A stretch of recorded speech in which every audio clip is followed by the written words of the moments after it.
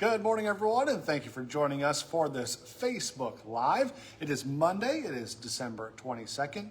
Not a bad day on the way for us. I mean, it's Monday. Yeah, that's true. But it's fine. Christmas is around the corner. Yeah, just a couple days away now. It's going to be here quick. We'll talk more about the holiday travel forecast, today's weather in just a second. First, a quick reminder for you. You can find us live here on Facebook each and every weekday morning. We go live for you around 8 o'clock each day. If you can't watch us live, watch us whenever it's convenient for you. You can find us on your Facebook feed throughout the day, so watch whenever you can. You can also find us on our Inforum YouTube channel and your favorite podcast platforms too. You can go to inforum.com/podcast and look for the Inforum Minute. All right, like you said, it's Monday. It's not too bad out there, though. Yeah, a lot less wind today than what you've been experiencing. Thank goodness. So gusty last week, even Friday and into the weekend, and now finally today. Calm winds, which would be a nice change of pace. Yeah. We're looking light and variable, which means less than 8 miles an hour and kind of changing direction. So no great wind chill factor for today. Cloudy sky, temperatures end up about freezing here in Fargo, going with 32. So that's not bad for a December day. Our average is something around like 24 degrees. Okay, yeah. And then up to the north, you're going to stay cool, though. You're looking at 20s by this afternoon with a chance at a little bit of freezing drizzle, kind of a mix, and even some snow. Starts out near the Devils Lake Basin, I'd say like 2-3 o'clock, and then works its way to the east into the northern valley for evening drive time. Exits through northern Minnesota closer to supper time and bedtime tonight. If you see any snow, trace to maybe an inch. Okay. Not a big snow, but enough to maybe create a new slippery spot, some snow-covered roads, and then obviously reduce visibility as the snow is coming down.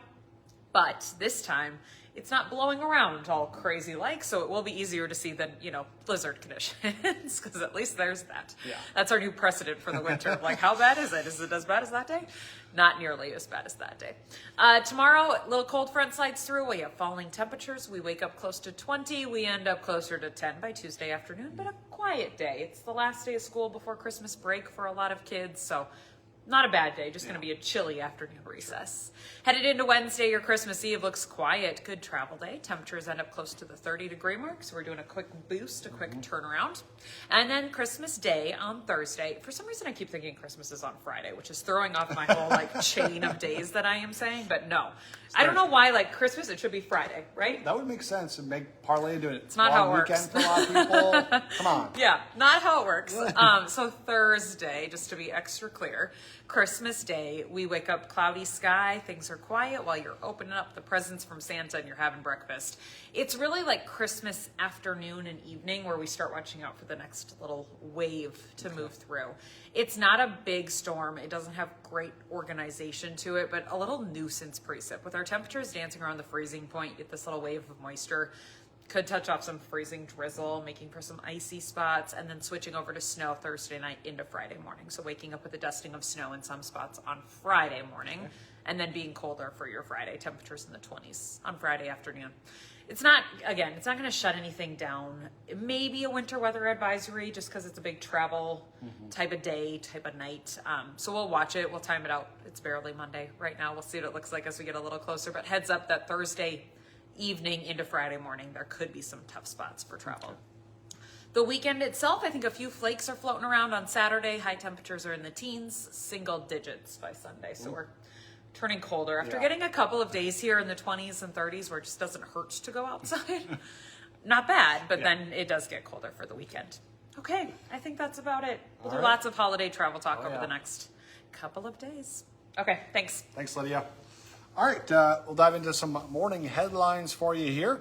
This morning, we're working to learn when a suspect in a deadly Becker County shooting will make his first court appearance. It happened early Saturday morning in Frazee. 19-year-old Bryson Andrew May was shot and killed. 21-year-old Arthur Campbell is being held on a second-degree murder charge and is awaiting formal charges. A 16-year-old boy was also arrested and taken to juvenile detention.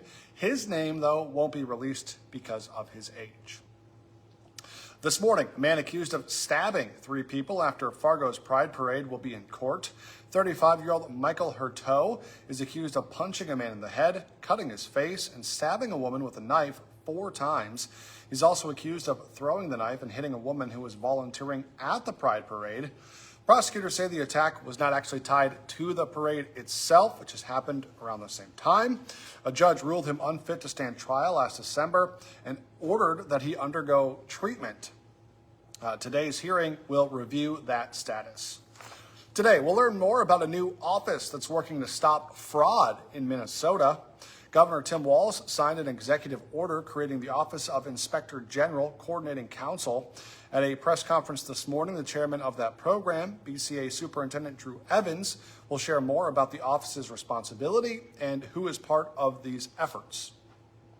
Last week, the U.S. Attorney's Office in Minnesota announced a second wave of fraud charges for 2 state programs.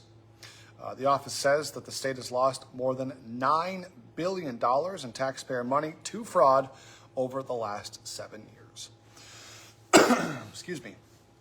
Tonight is the last Fargo City Commission meeting of the year, and they have a lot on their agenda. The city will officially receive and file a summons to appear in court in a lawsuit filed by Southern Valley Fire and Rescue. The fire department, based in Horace, wants the city to return annexed land and pay nearly $7 million in damages. Fargo has until January 30th to respond in court. Commissioners are also expected to finalize a lease agreement to move the Resource and Recovery Center. And the city plans to give control of the Fargo Youth Initiative to Fargo Public Schools. New this morning, Fargo Public Schools is making some cuts to summer school, both as a way to save money and to transition to new technology. Superintendent Corey Steiner told our partners at the forum the district is trying to trim its budget by about 2%. The district will only offer 1 semester of summer school for high schoolers this year compared to the normal 2 that they usually would offer. The district says families can expect to get more information on these changes in the new year. If you want to read more about it right now, you can do that on inforum.com. A quick reminder, Christmas is just 3 days away now, so check your garbage and recycling pickup schedule because with the holiday, those do change, and we don't want you to miss out on getting that trash to the curb. Today on Hot Mic with Dom Izzo, make it 3 in a row for the Vikings, but it may come at a cost. An update on J.J. McCarthy's status, who was hurt on Sunday. Plus, the FCS title game is set, an early look at Illinois State against Montana State. Hot Mic is live from 9 to 11 on WDAY Extra and Inforum.com. Don't forget, for 99 cents a month for your first 3 months, get an all-access pass to our website, Inforum.com. Just go to Inforum.com/subscribe to get that deal. And be sure to join us for the rest of our newscasts today. Our next one's at 11, then 4, 5, 6, 9, and 10. And First News is back tomorrow morning from 5 to 7, so we'd love it if you could join us then. Have a great day, everyone.